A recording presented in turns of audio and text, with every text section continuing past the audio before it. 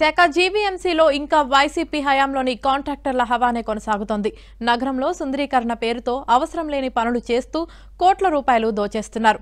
ఇంతకు జీవీఎంసీ అధికారులు కూడా సహకరిస్తున్నారు. విశాఖ అభివృద్ధికి కేటాయించే నిధులను కాంట్రాక్టర్లకు పంచిపెడుతున్నారు.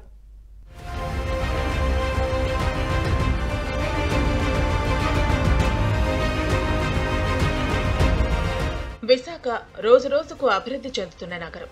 అందుకే విశాఖలో ఎప్పటికప్పుడు అభివృద్ధి పనులు, సుందరీకరణ పనులు జరుగుతూనే ఉంటాయి. ముఖ్యంగా గ్రీనరీకి అధిక ప్రాధాన్యత ఇస్తూ ఉంటారు. అనేక రహదారుల వెంబడి green belt, central median beautification నిత్యం చేస్తూనే ఉంటారు. కొత్తగా మొక్కలు నాటడం, పెరుగుతున్న చెట్లను ట్రిమ్ చేయటం, పాడైన చోట మొక్కలు నాటటం ఇది నిత్యం జరిగే ప్రక్రియ. ఈ పనులకు సంబంధించి గత వైసీపీ ప్రభుత్వం తమకు నచ్చిన వారికి కాంట్రాక్ట్ కట్టబెట్టింది. ఇప్పుడు ఆ కాంట్రాక్టర్లంతా డబ్బులు దోచుకునే పనిలో పడ్డారు. అవసరం లేకపోయినా గ్రిల్స్ ఏర్పాటు చేస్తూ అడ్డగోలుగా దోచుకుంటున్నారు. ఇందుకు జీవీఎంసీ అధికారులు కూడా సహకరిస్తున్నారు.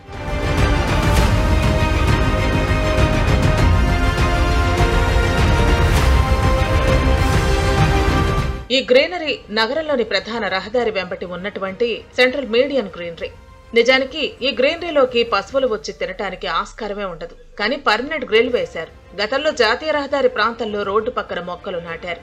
అవి ఇప్పుడు భారీ వృక్షాలుగా మారాయి.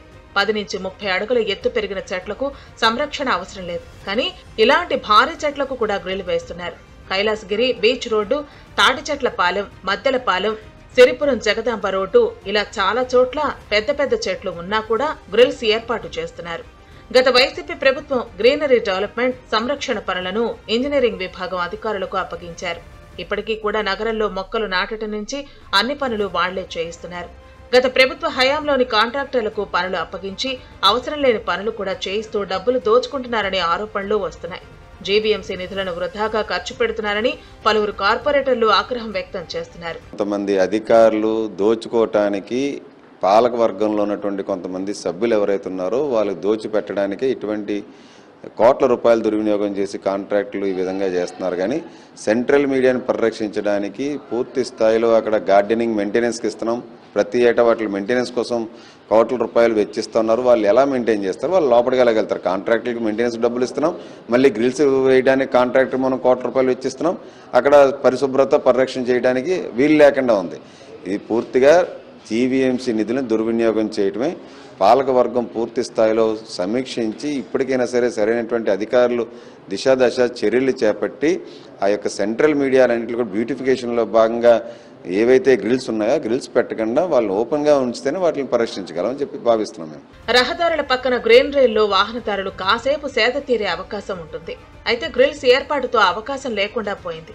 అంతేకాదు కనీసం పాడైన మొక్కలు, చెత్తా చెదారం తీసేందుకు కూడా వీలు లేకుండా గ్రిల్స్ ఏర్పాటు చేయడంపై విశాఖ వాసులు ఆగ్రహం వ్యక్తం చేస్తున్నారు. పశువులు తినటానికి వీల్లేని చోట భారీ వృక్షాలకు సైతం పర్మనెంట్ గ్రిల్ వేసే విధానం చూస్తుంటే కాంట్రాక్టర్లను పోషించేందుకే అన్న అనుమానం వస్తోందని అంటున్నారు. జీవీఎంసీ పరిధిలో గ్రీనరీతో గ్రీన్ బెల్ట్ ఏర్పాటు చేశారు. దాంట్లో మంచిగా మొక్కలు పెంచారు. తర్వాత ఆ మొక్కలు ఏపుగా తయారయ్యాయి. ఇప్పుడు ఎవరికో కాంట్రాక్ట్కి ఇచ్చారు.